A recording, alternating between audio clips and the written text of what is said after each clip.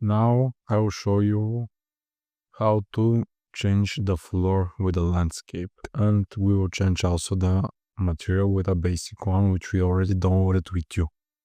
So first let's click delete, but first select the floor here in the outliner, delete it, and now here selection mode, come to landscape, and now let's see.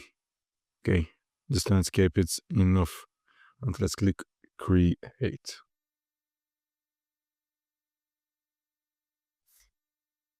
Now we have to wait until it's ready.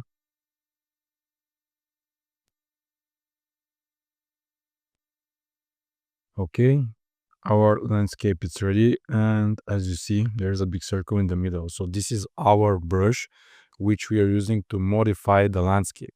I will show you, but this brush, firstly, it's too big for our scene, and everything will be mess up when we are using it. So let's decrease this brush size. So here you have brush size, and let's decrease it to 89, for example. Okay, maybe more, 200.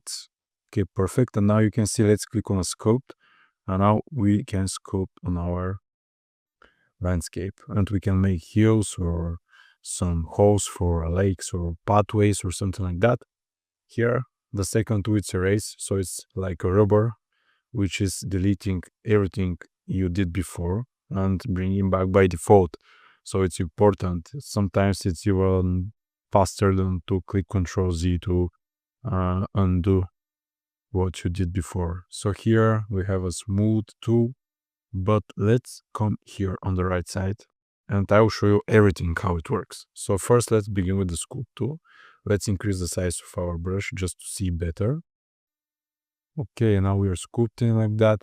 Here we have a smooth. So the smooth tool is making our hill smoother, and everything we sculpt before also we can make it smoother. It depends of what you did. Okay, so if you want a smooth hill, just first sculpt it with this, and after that click on the smooth and paint on it.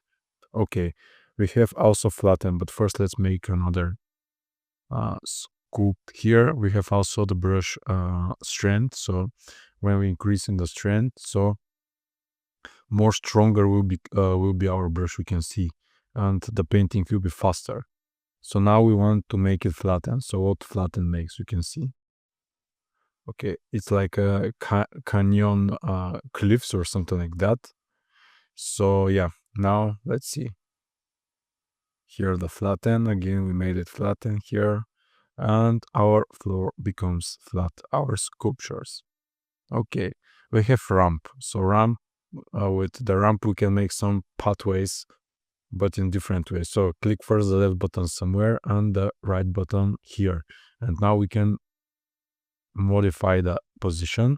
And when you click at ramp, the ramp will appear here immediately on our landscape, and we can make some paths for like pathways in the forest, for example. It depends on your project, guys, but here for our project we won't use the ramp. Also, if you want to change it, you can just move it here. First click not reset, sorry, Control Z. Yeah, again Control Z. Let's delete it first. Okay, I will make it one more time here, add ramp. And now when you move it here, let's click add ramp again, and we are adding second ramp. And of course, when you click reset, you're just resetting the ramp, and you can start it from beginning again from scratch, adding another ramp here. So you have also width of your ramp and the fall off. So now let's see at ramp. Okay, perfect. And let's increase the fall off here, for example. Okay, you can see how it works. Okay, we have erosion. Erosion is important because we will use it. And here erosion, it's making small holes on our landscape, which we'll use when we are making our pathway in the middle of our scene here. Okay, so the erosion, it's good when we want to make some river holes or lake for lakes or something like that. Also, we have hydro. Hydro is making some noise on our holes here, adding more details to our river, for example. We have also noise. So noise is making something like that on our landscape. You can see, I don't know how to explain it, but it adds some randomness to our landscape, making some hills, some holes, and everything mixed together. So this is all the tools which you have to know about the landscape mode. And as I told you, we use the sculpt, erase, and erosion, for example, for our project here in the next lectures. So let's continue here adding the basic material on our floor. Only the basic material, and the next lecture I will show you how to mix it with the other material. But first click on the landscape here. You'll see there's a landscape material menu here. So let's come to the content drawer. Here in the fab folder, here mega scans surfaces because it's only for materials. And let's click on the fresh winswept snow here and click on the material. After that, this arrow here and our material have to appear on our landscape as you see. Okay, it's matching perfectly with the white assets around it. So let's open it first here and we have to change the tiling of our material. Okay, so here when you open it, the global, here I made some changes before, but here have to be something like that, for example. Okay, let's click save. And let's see how it looks. Okay, this is our snow floor. And when you come closer, you can see the details. So if you want to change the tiling, so the tiling is the scaling of your material. So you have to match it with the size of your character as it in the real life. So here tiling, let's make it maybe smaller tiling. So something like 2. And let's click save. Will be perfect. Okay. We don't see it too much because of the lighting inside the scene, but let's change the lighting. So click here the directional light.